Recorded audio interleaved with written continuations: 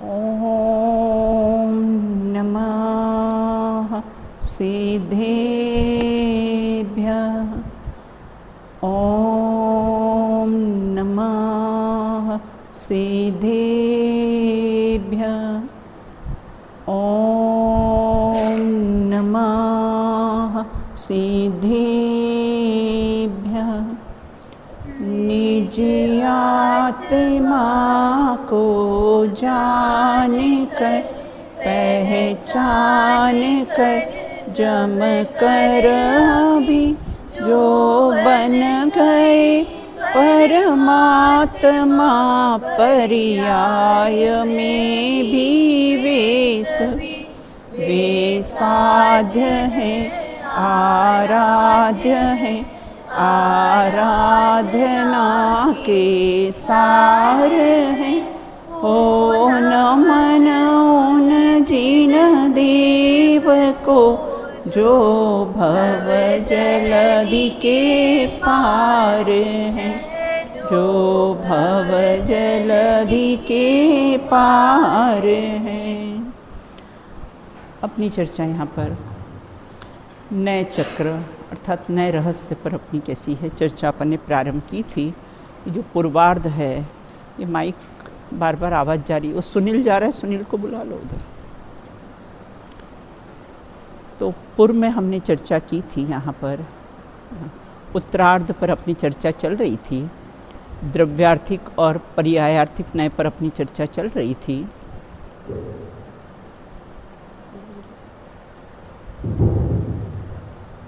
बंद हो रहा है शायद बार बार वो, है ना।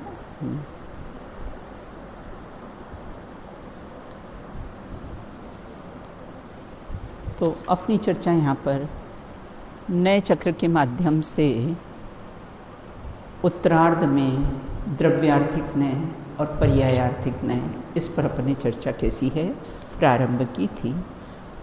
पूर्व में हमने चर्चा की थी यहाँ पर पेज नंबर मेरे में 231 है, 231 है पेज नंबर।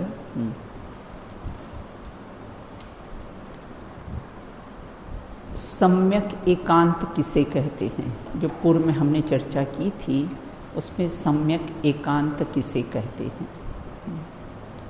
हाँ बताइए अदिति, माइक दो अदिति को। सम्यक एकांत किसे कहते हैं?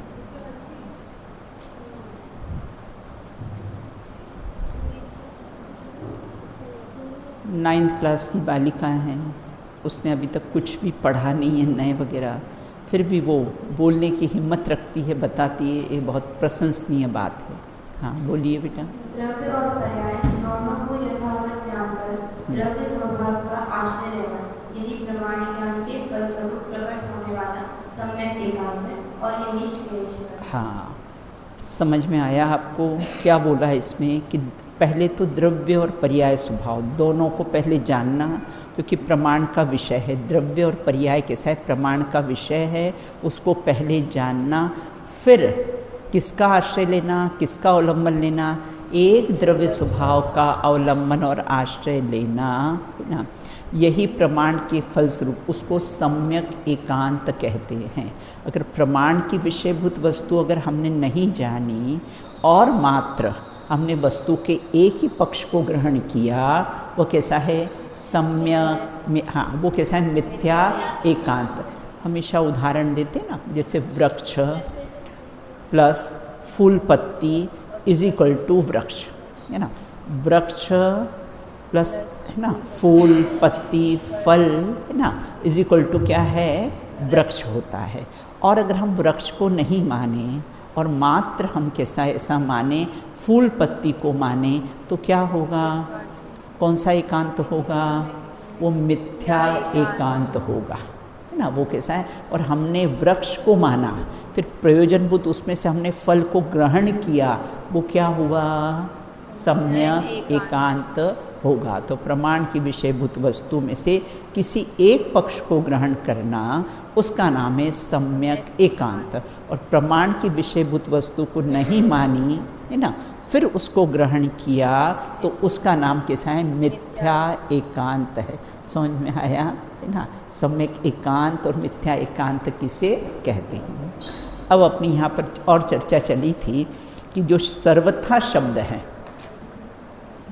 मतलब द्रव्य, क्षेत्र, काल, भाव में सर्व, सर्वता, सर्वत्र, सर्वदा और सर्वथा घटाइए ना। नीचे का लास्ट पैराग्राफ है 231 पृष्ठ पर, नीचे का लास्ट का पैराग्राफ है।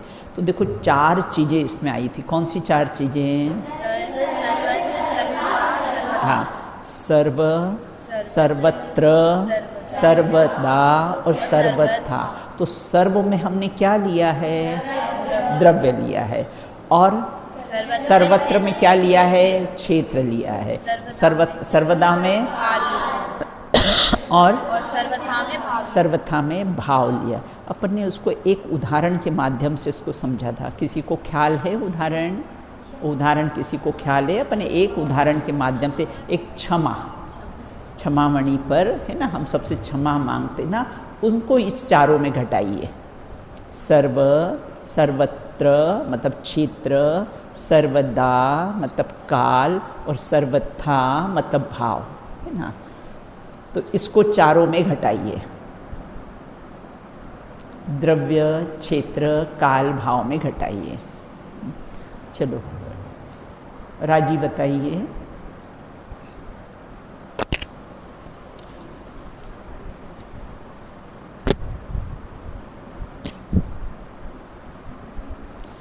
विषय भैया थोड़ा सा कठिन है कठिन है, लेकिन अपन तो सब समझ के पिंड बैठे हैं। क्यों नहीं समझ में आएगा? अवश्य समझ में आएगा।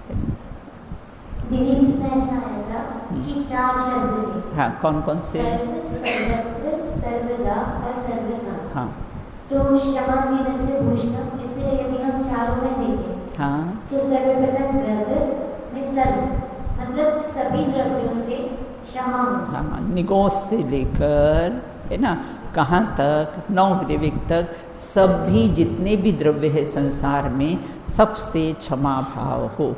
ये कैसा है? सर्व मतलब द्रव्य की अपेक्षा से।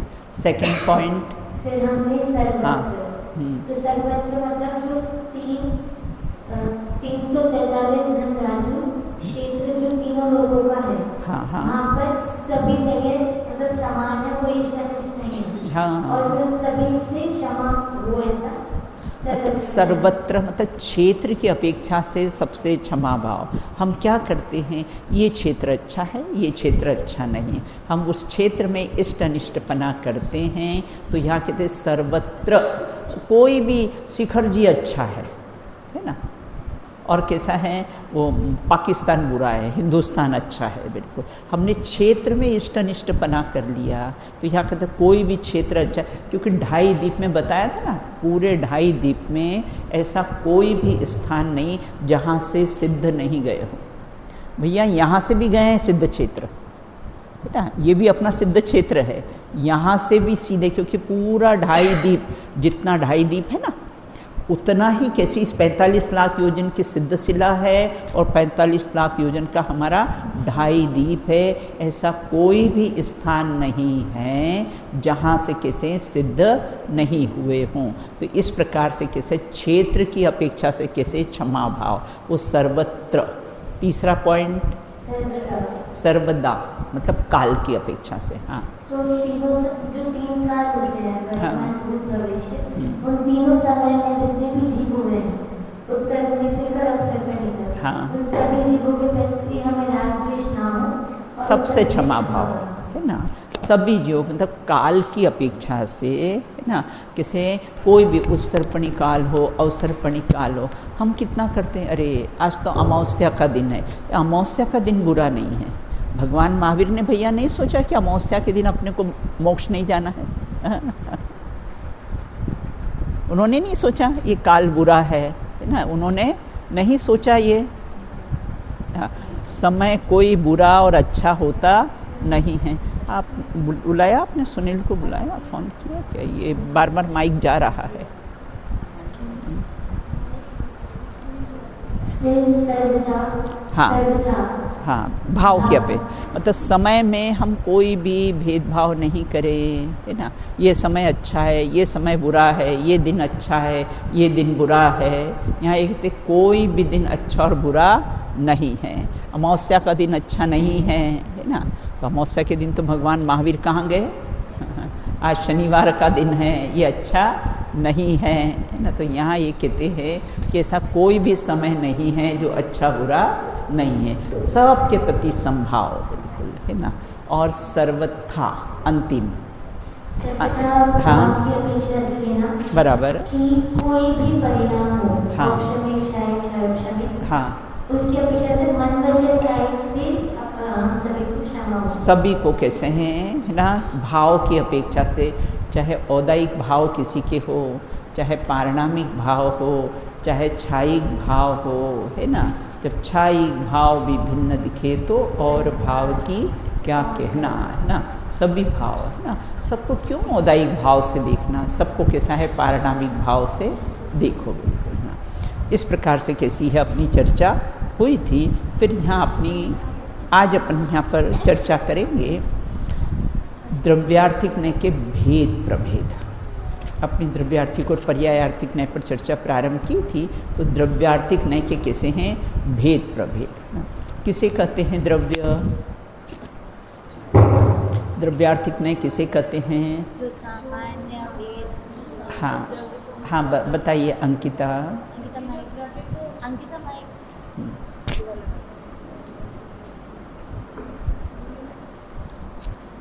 हाँ, द्रव्यार्थिक न्याय किसे कहते हैं? पहले तो द्रव्य को ही विषय बनाए उसे द्रव्यार्थिक कहते हैं। हाँ, जो द्रव्य को ही विषय बनाए वह कैसा है द्रव्यार्थिक।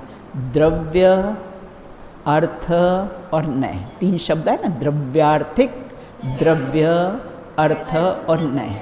मतलब अर्थ मतलब प्रयोजन, द्रव्य ही जिसका प्रयोजन हो, ऐसा जो ज्ञान जिसको विषय बनाए वह कैसा है द्रव्यार्थिक न्याय कहा जाता है। बिल्कुल। अब यहाँ ये कहते हैं देखो द्रव्यार्थिक न्याय द्रव्य है कि या पर्याय है? क्यों? नाम ही उसमें द्रव्य है। एक दिन बताओ बेटा, है ना। द्रव्यार्थिक न्याय द्रव्य है अथवा तो पर्याय है, क्या है वो? हाँ बोलिए मिष्टी। द्रव्यार्थिक में पर्याय है, शुद्ध ज्ञान की पर्याय है। हाँ। लेकिन पर्याय भी द्रव्य की ही होती है। हाँ बराबर, बिल्कुल, है ना। वो पर्याय किसको विषय बनाती? जो द्रव्य को विषय बनाया है वह कैसा है द्रव्यार्थिक न्याय है। इस प्रकार से कैसा है अपन ने। और द्रव्यार्थिक न्याय का विषय, अब इसमें देखो मेन आएगा कि द्रव्यार्थिक न्याय का विषय शुद्ध है या अशुद्धता है। एक पॉइंट बराबर ध्यान रखना, जो निरपेक्षता है ना, वह शुद्धता का आधार है, और जो सापेक्षता है वो अशुद्धता का आधार। निरपेक्ष मतलब रहित और सापेक्ष मतलब सहित। तो कैसे शुद्धता का आधार कौन सा है? निरपेक्षता। इसमें ये पूरे प्रकरण में यही बात चलेगी, तो ये पॉइंट खास ध्यान रखना है अपने को कि निरपेक्षता का आधार कैसा है? शुद्धता है। निरपेक्ष मतलब रहित और सापेक्ष मतलब अपेक्षा सहित। तो सापेक्ष मतलब अपेक्षा सहित, तो अपेक्षा सहित हो उसका है ना। निरपेक्ष मतलब अपेक्षा रहित, तो उसका आधार क्या है? शुद्धता। निरपेक्षता का आधार शुद्धता है और किसे सापेक्षता का आधार कैसा है? अशुद्धता है। बिल्कुल। पढ़ते हैं इसको।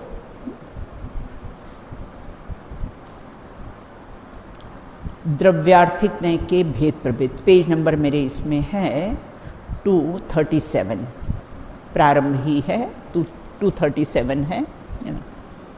अब द्रव्यार्थिक न्याय के भेद प्रभेद, जिन शासन की अद्भुत और अनुपम शैली है। कौन सी शैली है? शादवाद, है ना। बहुत से लोग इसको शायदवाद कह देते हैं, कोई समझौतावाद कह देते हैं। अगर इसका संधि विच्छेद करें तो शाद प्लस वाद। शाद मतलब किसी अपेक्षा से, वाद मतलब कहना, है ना। जैसे घर में अगर पापा हैं तो पुत्र पुत्रादि की अपेक्षा से पिता है, मम्मी की अपेक्षा से पति है ना, दादी की अपेक्षा से पुत्र है, तो कितने हो गए? 3 हो गए। पापा कितने हो गए? हाँ, क्यों? मम्मी की अपेक्षा से पति हैं, और कैसे हैं?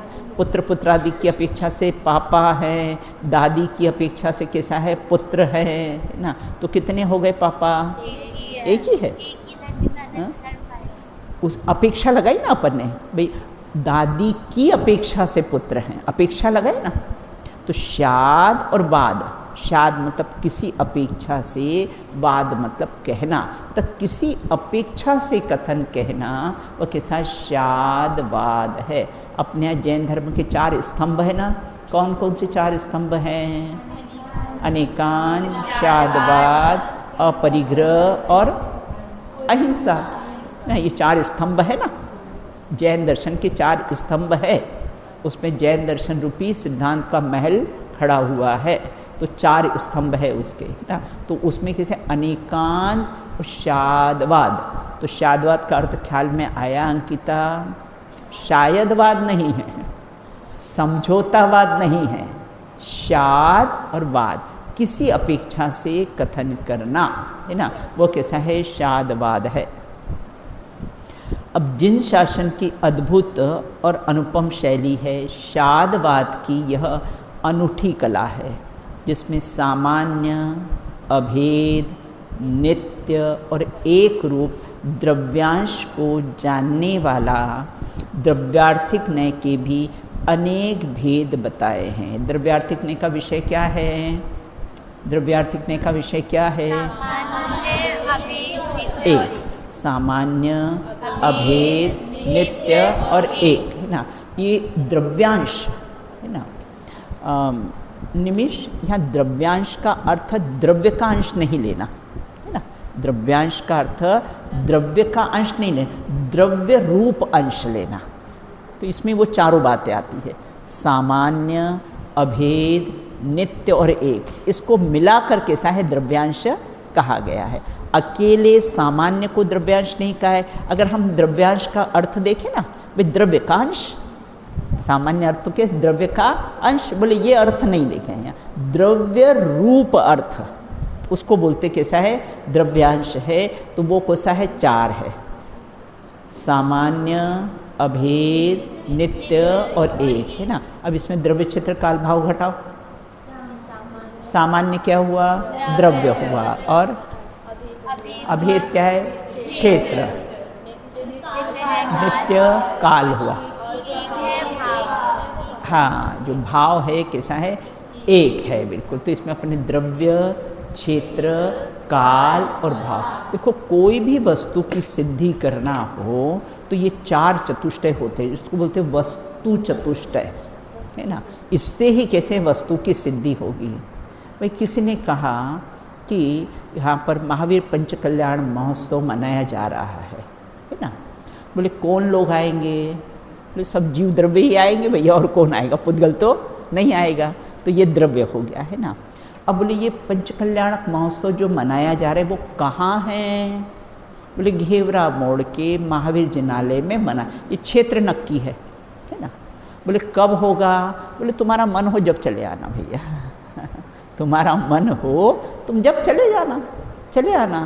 तो ऐसा है, काल भी नक्की है ना, कि इतने से इतने बजे तक पंचकल्याणक का कैसा है, वो अपना पंचकल्याणक महोत्सव होने जा रहा है, उसका विधान किया जा रहा है। बोले भाव क्या है उसका?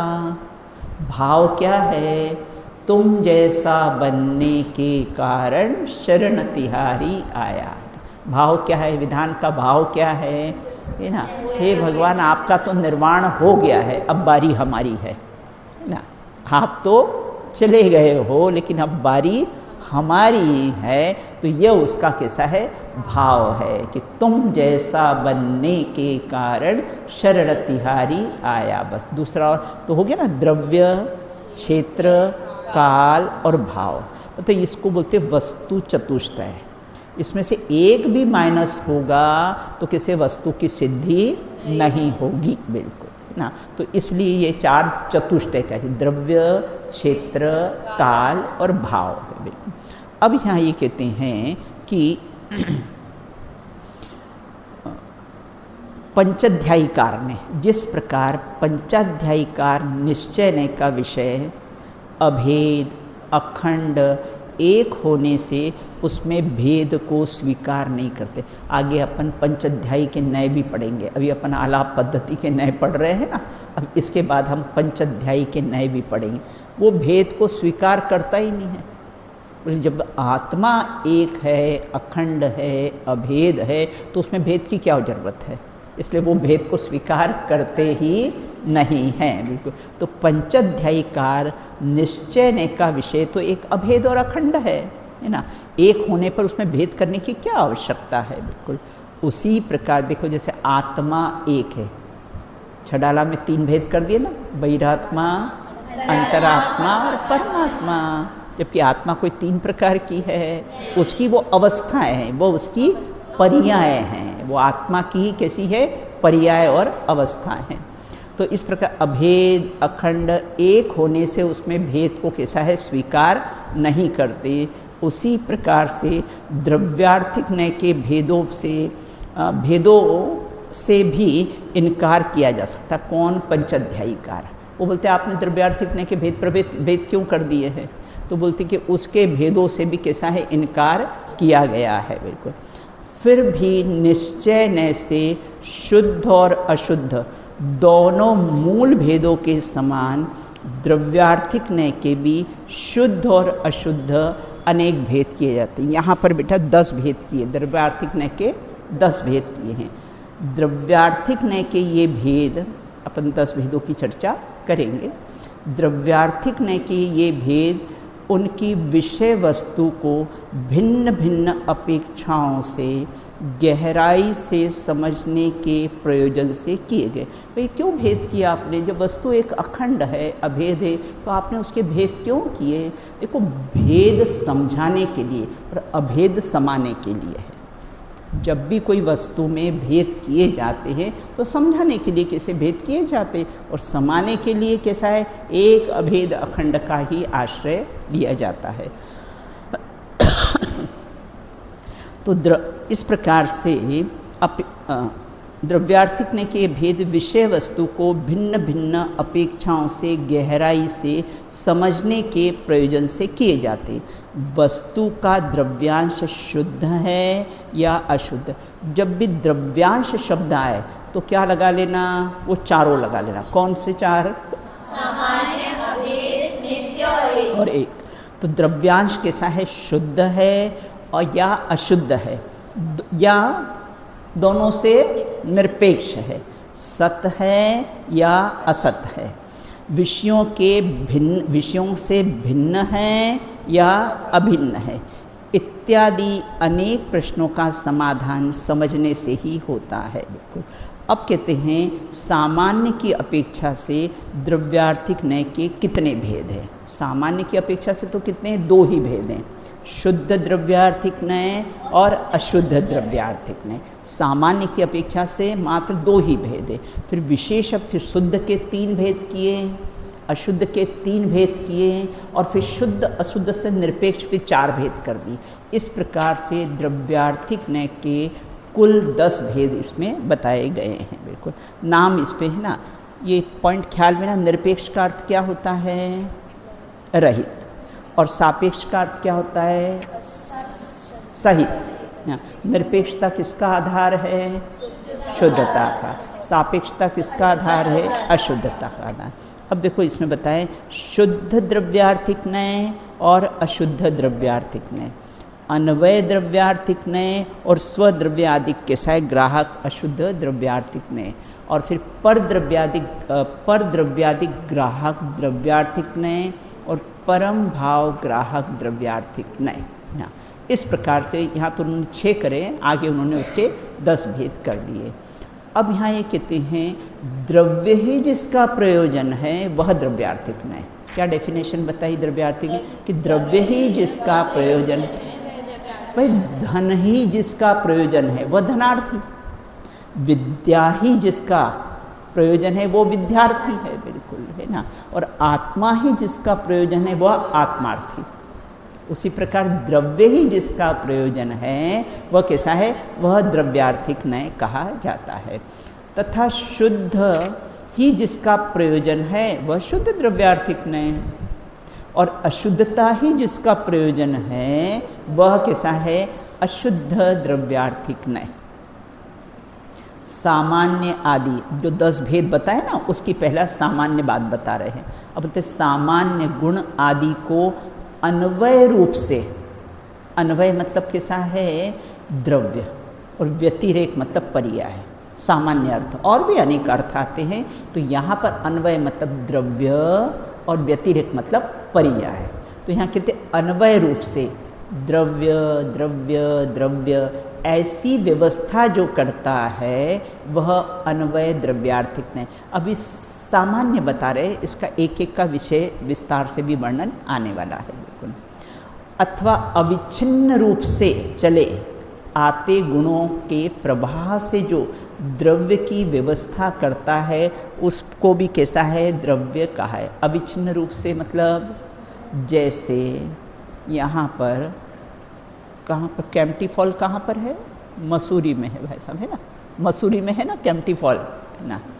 तो फॉल किसा है, कंटिन्यू अविच्छिन्न धारा रूप से जबलपुर का भेड़ा घाट कैसा है, अविच्छिन्न रूप से कंटिन्यू से वो फॉल कैसा है, गिर रहा है। इससे अविच्छिन्न रूप, अविच्छिन्न मतलब कंटिन्यू रूप से चले गुणों के प्रवाह में जो द्रव्य की व्यवस्था करता है उसे द्रव्य उसे ही द्रव्य मानता है। मतलब गुणों के समूह को ही द्रव्य कहते हैं, परिभाषा के रूप में भी देखा था ना। वह अन्वय द्रव्यार्थिक नय है।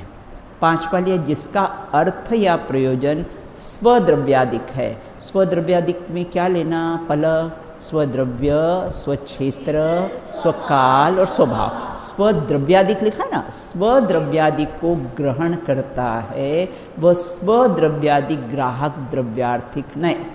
और जिसका अर्थ अर्थात प्रयोजन परद्रव्य को ग्रहण करता है, मतलब शरीर आदि को ग्रहण करता है ना, पुद्गल को ग्रहण करता है। जो परद्रव्य को ग्रहण करता है, परद्रव्य तो 5 प्रकार के होते हैं, लेकिन मुख्यतः पुद्गल द्रव्य लेना, है ना।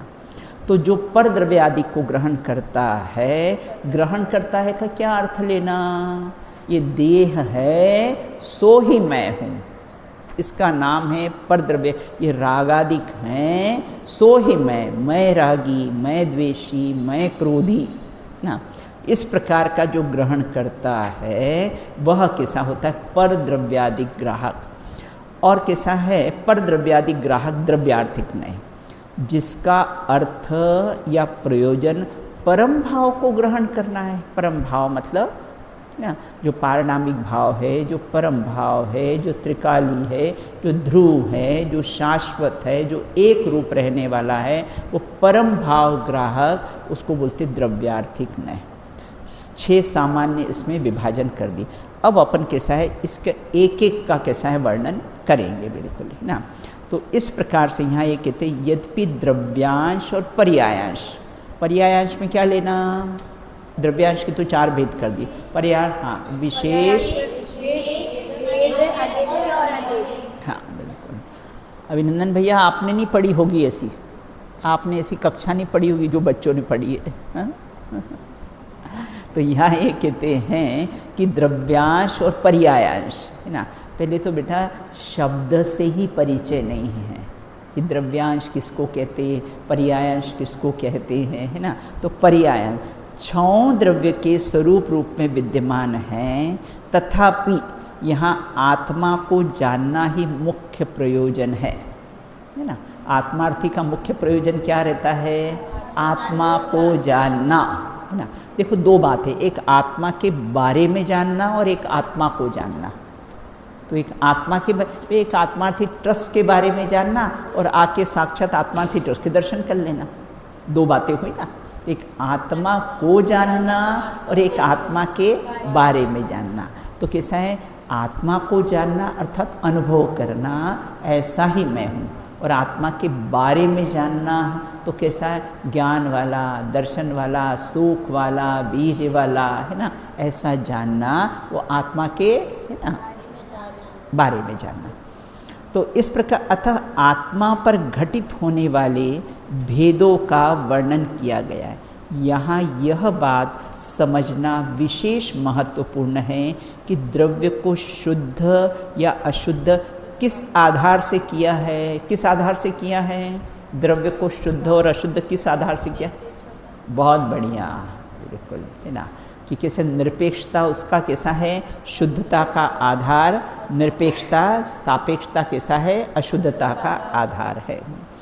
कर्मोपाधि, है ना, अब द्रव्य की शुद्धता अशुद्धता का आधार याद रखना, निरपेक्षता शुद्धता का आधार है और सापेक्षता अशुद्धता का है। सापेक्ष मतलब सहित और निरपेक्ष मतलब रहित है। बिल्कुल, अब किससे रहित है, किससे सहित है, उसकी चर्चा अपन आगे करने वाले हैं।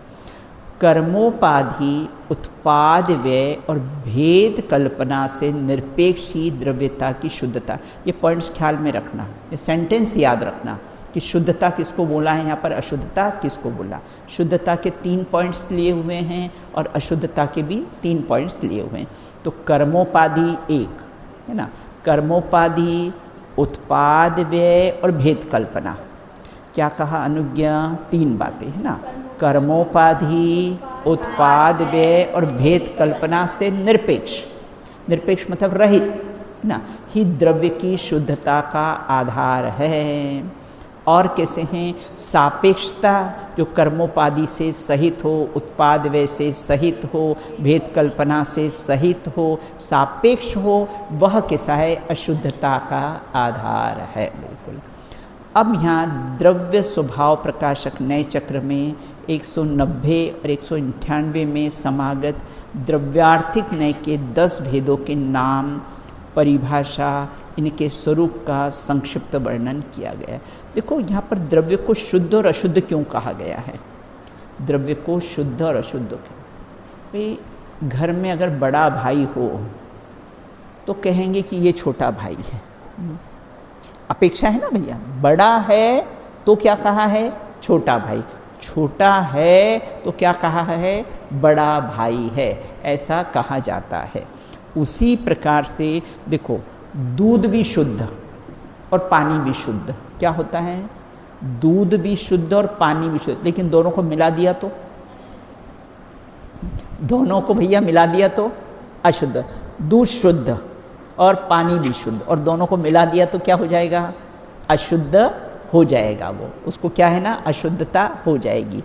वास्तव में तो दूध न तो शुद्ध होता है न तो अशुद्ध होता है, लेकिन मिलावट कर दी ना तो क्या हो गया, वो दूध को कैसा है, एक जगह ऐसा लिखा था, क्या लिखा था, यहाँ शुद्ध भैंस का दूध मिलता है क्या लिखा था, यहाँ शुद्ध भैंस का दूध मिलता है। तो दूध शुद्ध होता है कि भैंस शुद्ध होती है, हाँ?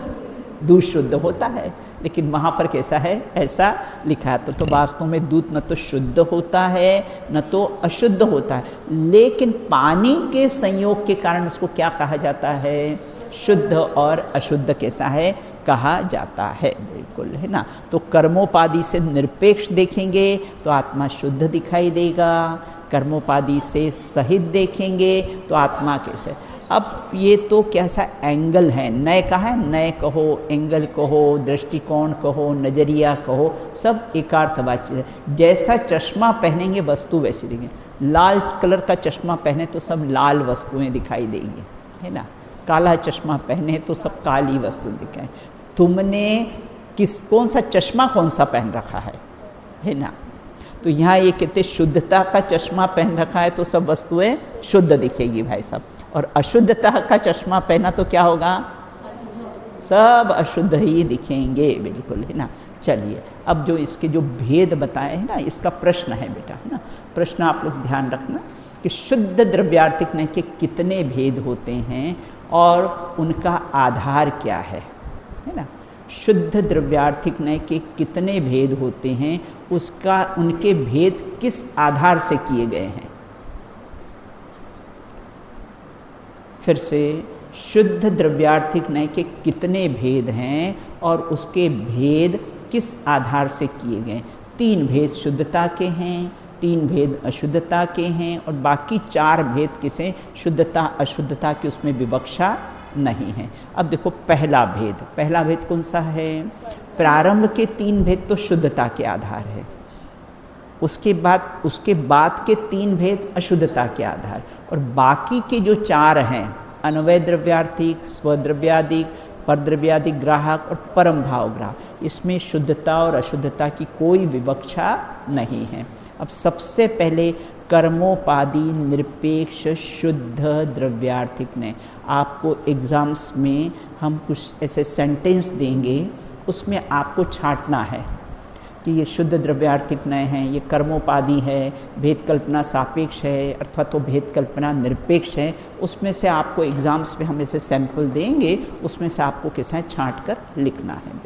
तो सबसे पहला कैसा है, कर्मोपाधि निरपेक्ष शुद्ध द्रव्यार्थिक नय। जो नय कर्मों के मध्य में स्थित, हम सब किस में स्थित हैं, ये 9 कर्म, द्रव्य कर्म, भाव कर्म, सबके बीच में स्थित है ना।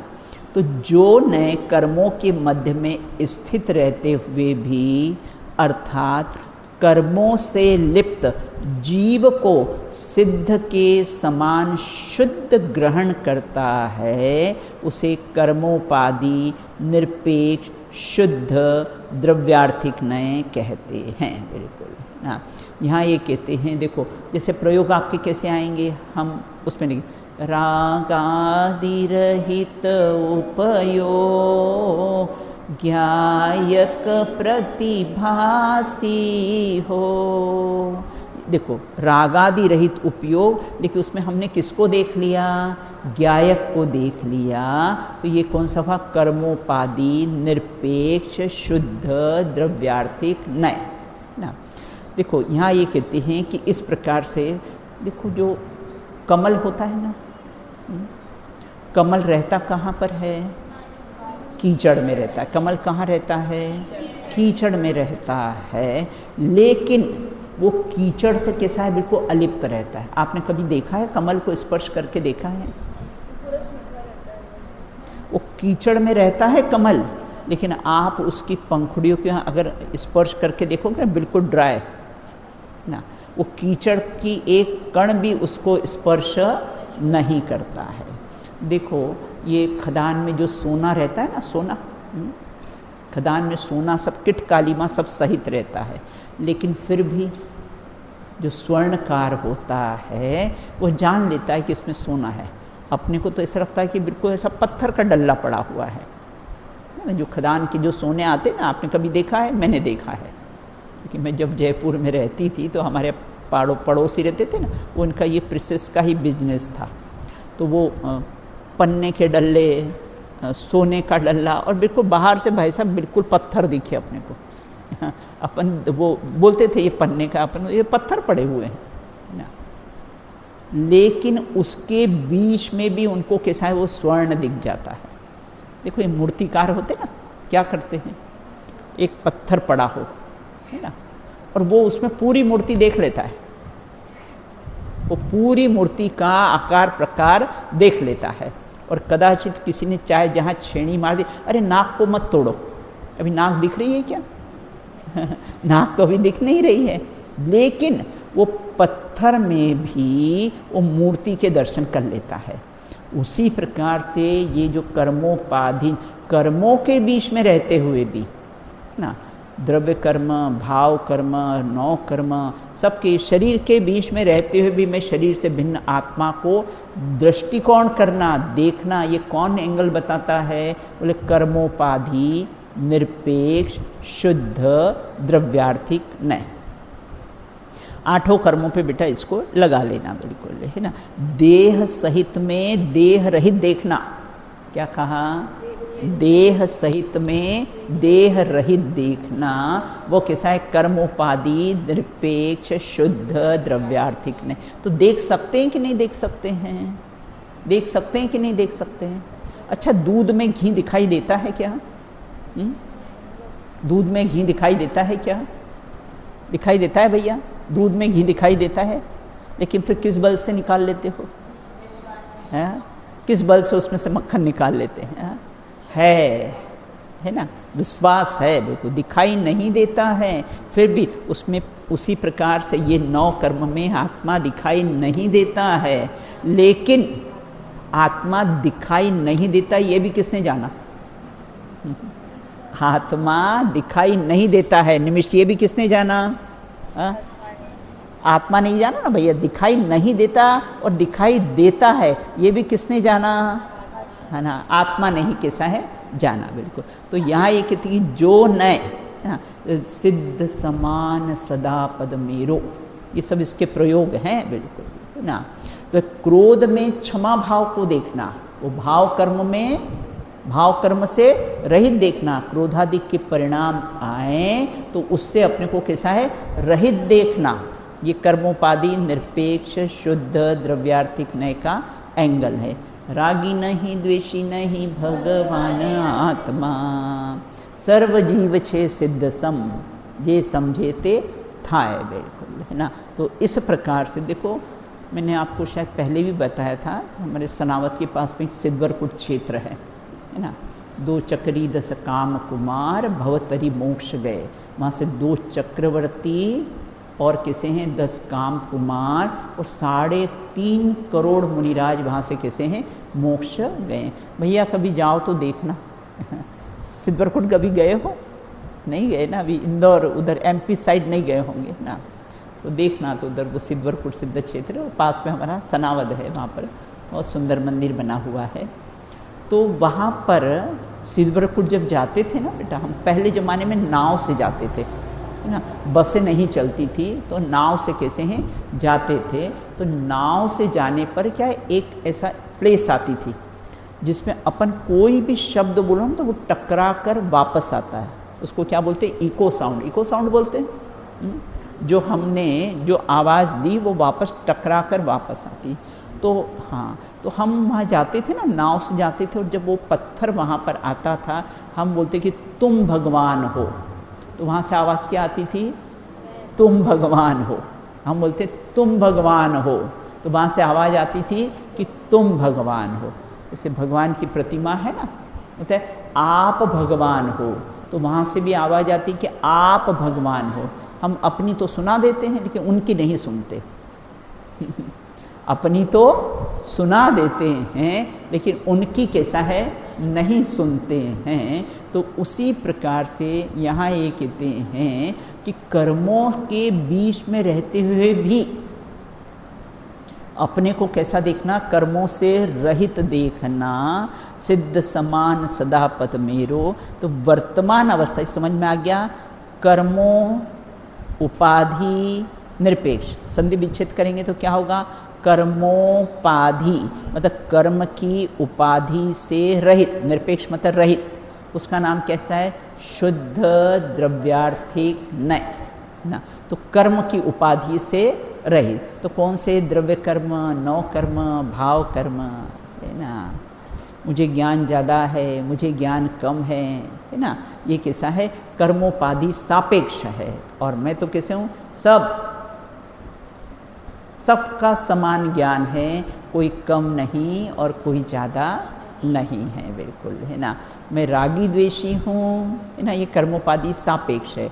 और मैं राग द्वेष से रहित हूँ, ये कर्मोपाधि निरपेक्ष है। तो इस प्रकार से उस एंगल और उस दृष्टिकोण से देखना, उसको बोलते कर्मोपाधि निरपेक्ष शुद्ध द्रव्यार्थिक नय। समझ में आया? अब वर्तमान अवस्था में विद्यमान कर्मोपाधि को गौण करके जो त्रिकाली शुद्ध द्रव्य को मुख्य किया जाए, तो उसकी कर्मोपाधियों से अप्रभावित अनंत शक्तियों का अखंड पिंड स्वभाव ही कैसा है? जाना जाता है। बिल्कुल ना। अगर कर्मोपाधि से रहित देखें अपन तो कैसा है? देखो, जल में काई होती है, जल में काई होती है, फिर भी अपन उस काई से रहित देख लेते ना जल को। जल में काई दिख रही है, फिर भी उससे रहित हम स्वच्छ जल को कैसा है देख लेते हैं ना। उसी प्रकार से कर्मोपाधि की अवस्थाएं को गौण करके जो त्रिकाली ध्रुव शुद्ध एक रूप अखंड मैं हूँ उसको मुख्य किया जाए, वो कर्मोपाधि से अप्रभावित अनंत शक्तियों का अखंड पिंड स्वभाव ही जानना चाहिए। अब यहाँ ये कहते हैं कि यहाँ कर्मोपाधि से आशय क्या है?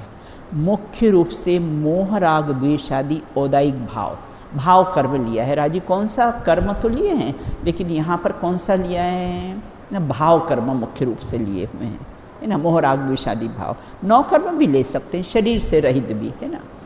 तो मुख्य रूप से मोह राग द्वेष आदि जो औदायिक भाव हैं, देखो औदायिक भाव में पारिणामिक भाव स्वरूप देखना, उसका नाम है कर्मोपाधि निरपेक्ष शुद्ध द्रव्यार्थिक नय है औदायिक भाव। और देखना कैसा? देखो जो चारण निधिधारी मुनिराज आए थे, उन्होंने सिंह को ऐसा नहीं देखा अरे ये मांसाहारी प्राणी है, अभी तो मांस खा रहा है, मांस का भक्षण कर रहा है। उन्होंने देखा ही ये वनराज नहीं, ये तो जीवराज है। कैसा देखा? ये तो वनराज नहीं, ये तो कैसा बस जीवराज, उसको देख लिया। तो इस प्रकार मोह राग ऐसा नहीं देखा कि अरे अरे इतना हिंसक और अभी मांस खा रहा है, इतना हिंसक प्राणी, उसको उस रूप से नहीं देखा, कर्मोपाधि निरपेक्ष देखा, है ना। उन राग द्वेष मोह आदि भावों से कैसे औदायिक भाव से उसको निरपेक्ष देखा।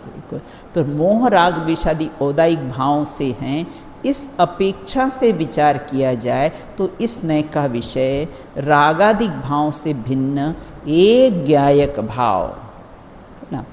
यद्यपि छायिक आदि निर्मल भाव कर्मों के क्षय के निमित्त से होते हैं। समय अपना हो गया है, इसकी थोड़ी और चर्चा है, उसकी शेष चर्चा अपन कैसी है बाद में करेंगे। बिल्कुल। तो हाँ बोलो बेटा। हाँ ये घड़ी 10 मिनट आगे है। चलो तो ये विषय पूरा अपन कर लेते हैं। अब यहाँ ये कहते हैं, यहाँ कर्मोपाधि से आशय मुख्य रूप से मोह राग द्वेषादि औदायिक भावों से है। इस अपेक्षा से विचार, किसी को आए ना क्रोधादिक के भाव आए, कषाय के भाव आए, तो उसको अपन किस एंगल से देखना है? हाँ, किस एंगल से? ये कर्मोपाधि निरपेक्ष है ना। राग द्वेष से कैसा है रहित देखना उसको, है ना। उनको औदायिक भाव से नहीं देखना, उसको कैसे पारिणामिक भाव से ही देखना। बिल्कुल। तो पारिणामिक भाव से देखने की एक बार जब दृष्टि ये एंगल हो गया ना कि पारिणामिक भाव को हमको देखना है, तो फिर क्या होगा अनुज्ञा? फिर राग द्वेष होंगे क्या?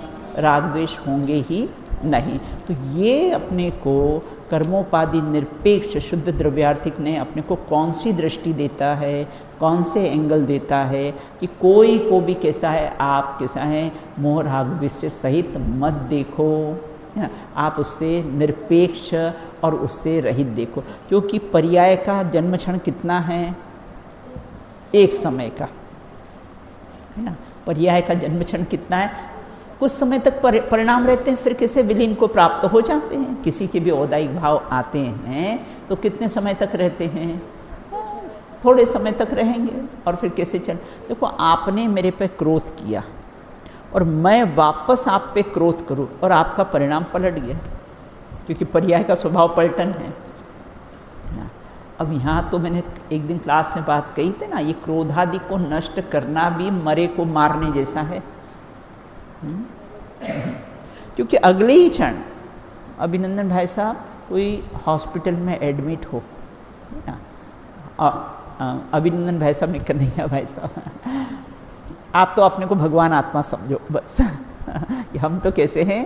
बस भगवान आत्मा है। मेरे को भी बच्चों के नाम में मैं बहुत कंफ्यूज हो जाती हूँ, तो मैं बोलती तुम लोग समझ लेना अप्पा हम सब आत्मा है। बिल्कुल ना।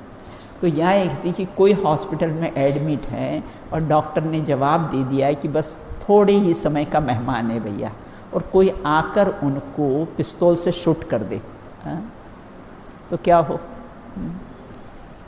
अरे डॉक्टर ने तो जवाब दे दिया था भैया, है ना।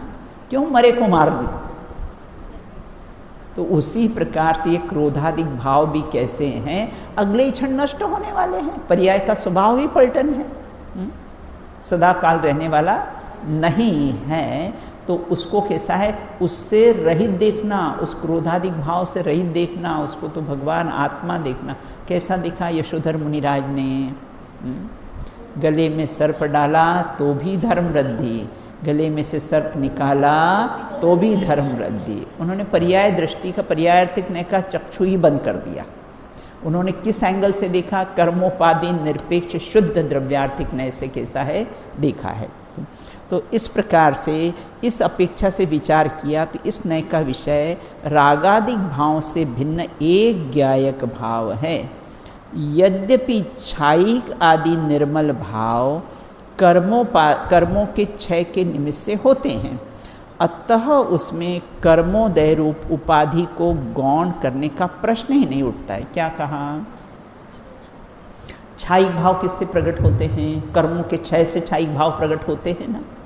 कर्मों की क्षय इसीलिए बेटा है ना, अपने क्यों आया कुछ कि छायिक भाव भी भिन्न दिखे। जो कर्मों के अनुज्ञा, जो कर्मों के अभाव में प्रकट हो, वो मेरा स्वभाव कैसे हो सकता है। देखो धवला में भी एक प्रश्न उठाया है राजी, क्या उठाया कि सुख को आप स्वभाव नहीं कह सकते हो, सुख को आप स्वभाव कैसे कहते हो, है ना। वो तो कैसे कर्मों के, है ना, हाँ, कर्मों के अभाव में प्रकट हुआ ना। कौन से कर्म के अभाव में प्रकट हुआ, मोहिनी कर्म के अभाव में प्रकट होता है सुख, निमिष, है ना। फिर आप उसको स्वभाव कैसे कहते हो, है ना। तो यहाँ वहाँ ये कहते हैं वस्तु में दो, वस्तु के एक सिक्के के दो पहलू होते हैं, एक द्रव्य स्वभाव और एक पर्याय स्वभाव, है ना। तो द्रव्य स्वभाव की अपेक्षा से तो मैं तो सुख स्वरूप हूँ, सुख मेरा शक्ति है, सुख मेरा स्वभाव है। और पर्याय की अपेक्षा से देखो तो कैसा है, कर्मों के अभाव में प्रकट हुआ है, मोहिनी कर्म के अभाव में कैसा है प्रकट हुआ है। तो इसलिए वहाँ ये कहते हैं कि वो वस्तु में दो धर्म पाए जाते हैं, एक द्रव्य स्वभाव और एक पर्याय स्वभाव। उसी प्रकार से यहाँ ये कहते हैं रागादिक भाव से भिन्न एक ज्ञायक भाव। यद्यपि छायिक आदि निर्मल भाव कर्मों के क्षय के निमित्त से होते हैं, बिल्कुल। और उससे अपने तो नियम सार में भी लिया है चार भावों को, वही तच्चम हेयम शुद्ध भाव अधिकार में लिया है कि जो चार भाव हैं औपशमिक, छायोपशमिक, छायिक और औदायिक, ये चार भाव कैसे बहितच्चम हेयम, ये बहिर्तत्व हे हैं बिल्कुल। एकमात्र उपादेय तो कौन है, पारणामिक भाव, जो स्वभाव भाव है, जो कर्म से निरपेक्ष भाव है, वही मेरा स्वभाव है। तो अतः उसमें कर्मोदय रूप उपाधि को गौण करने का प्रश्न ही नहीं उठता है। दृष्टि के विषय की मुख्यता से विचार किया जाए तो अपने यहाँ तो नियम सार में बेटा एक कलश आया है, ये सिद्ध है, ये संसारी है, मैं ये किस नए से मैं भेद करूँ, किस अपेक्षा से भेद करूँ कि ये सिद्ध है और संसारी है, बिल्कुल, है ना। ये कर्मोपाधि सापेक्ष है, कर्मोपाधि किस अपेक्षा से भेद करूँ, है ना। ये तो कैसा है, सब सिद्ध समान सदापद मेरो, सब भगवान आत्मा है, इसलिए मैं किस नए से कैसा हूँ भेद करूँ, ये सिद्ध है अथवा तो संसारी है। तो इस प्रकार अतः उसमें कर्मोदय रूप उपाधि को गौण करने का प्रश्न ही नहीं उठता। दृष्टि के विषय की मुख्यता से विचार किया जाए तो कैसा है, औपशमिक सम्यक दृष्टि, छायोपशमिक मतलब छद्मस्त, औदायिक मतलब कैसा है संसारी। अभी आपको 5 भाव के बारे में बताया था ना कि औदायिक भाव के बिना कोई संसारी नहीं है, औपशमिक भाव के बिना हाँ धर्म की शुरुआत नहीं, छायोपशमिक भाव के बिना कोई छद्मस्त नहीं है, और औदायिक भाव के बिना कोई संसारी नहीं, और पारणामिक भाव के बिना कोई द्रव्य नहीं है, बिल्कुल ना। तो कहते और छायिक, इन 4 भावों को, है ना, और छायिक भाव के बिना कोई अनंत सिद्ध नहीं है ना। तो छायिक इन चार भावों को कर्मोपाधि में ग्रहण किया जा सकता है। ये सब कर्मोपाधि सापेक्ष है बिल्कुल, क्योंकि दृष्टि का विषय इन चार भावों से भिन्न, पंचम भाव, पारिणामिक भाव, स्वभाव भाव, वही भाव रूप है। मात्र निर्मल पर्याय से भिन्न या अभिन्न बतलाने के लिए कोई द्रव्यार्थिक नय नहीं है बिल्कुल। यहाँ तो क्या कहते, पर्यायों से पार देख ले आप स्वयं भगवान हैं, है ना। पर्याय दृष्टि को तू सर्वथा बंद कर दे बिल्कुल ना। आगे कहते हैं, चलिए ये पैराग्राफ पूरा हो गया, फिर अगला पैराग्राफ है तो थोड़ी सी चर्चा है, फिर अपन किसी है बाद में कर लेंगे इसकी बिल्कुल ना। तो अपन ने आज क्या पढ़ा, कर्मोपाधि। हाँ, ये डेफिनेशन बेटा याद करना आप लोग, है ना, कि कैसे हैं। एक तो इसके 10 भेद आपको याद करना है ना।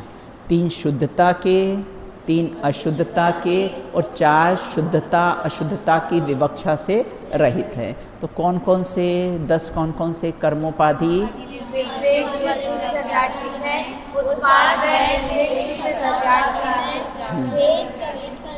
बस इसका उल्टा लगा लो। हाँ,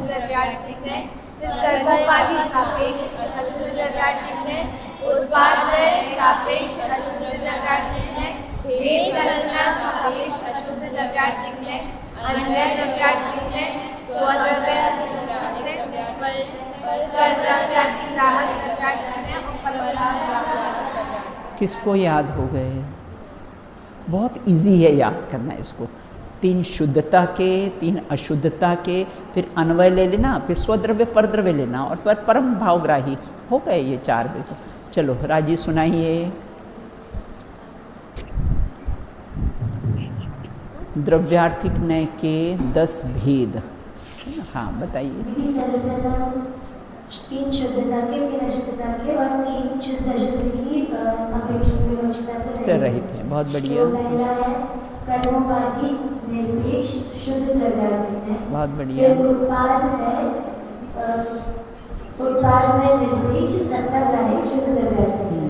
फिर भेद कल्पना निरपेक्ष शुद्ध द्रव्यार्थिक। बस 3 में तो निरपेक्ष लगा लेना है। शुद्धता के साथ हमेशा निरपेक्ष आएगा, अशुद्धता के साथ हमेशा सापेक्ष आएगा। ये पॉइंट आप ध्यान रखना उसमें, है ना। फिर उसका कर्मोपाधि सापेक्ष अशुद्ध द्रव्यार्थिक है। फिर उत्पाद में सापेक्ष अशुद्ध द्रव्यार्थिक है। हाँ। भेद कल्पना सापेक्ष अशुद्ध द्रव्यार्थिक है। फिर अन्वय द्रव्यार्थिक है, स्वद्रव्यार्थिक ग्राही द्रव्यार्थिक है, परद्रव्यार्थिक ग्राही द्रव्यार्थिक है और परभावार्थिक ग्राही द्रव्यार्थिक। परम भावग्राही, परम भावग्राहक द्रव्यार्थिक नय है। अच्छा, कर्मोपाधि निरपेक्ष शुद्ध द्रव्यार्थिक नय किसे कहते हैं? डेफिनेशन तो याद होनी ही चाहिए ना बेटा, कि कर्मोपाधि निरपेक्ष शुद्ध द्रव्यार्थिक नय किसे कहते हैं। हाँ अंकिता बताइए।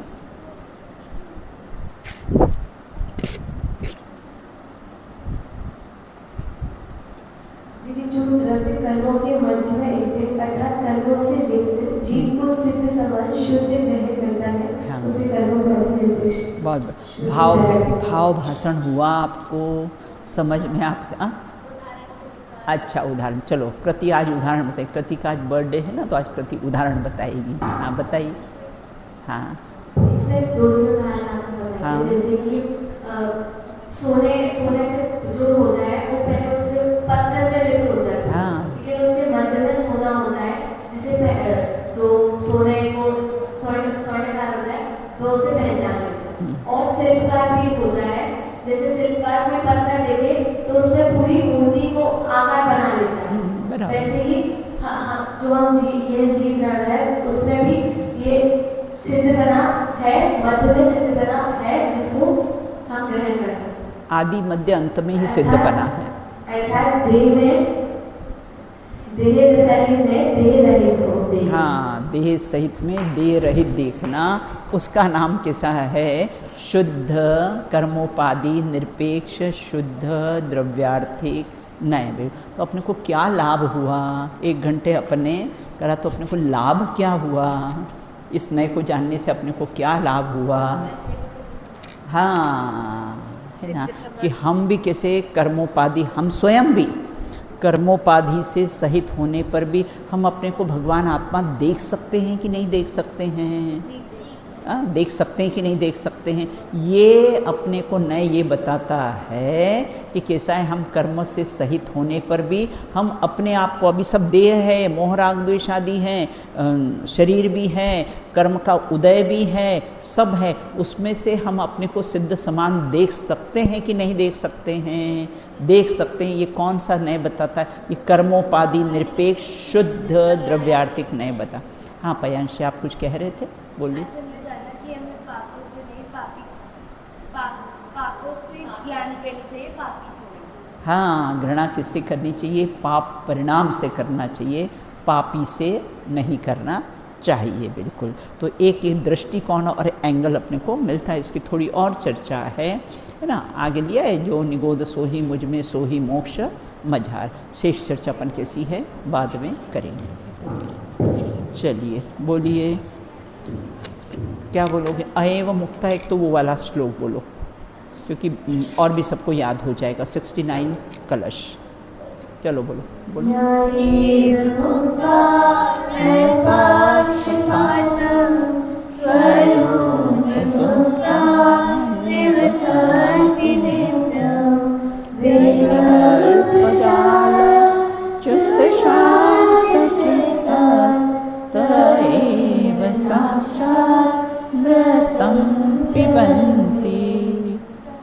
हाँ, और वो वाला सर्वज्ञ शासन बोलो बेटा।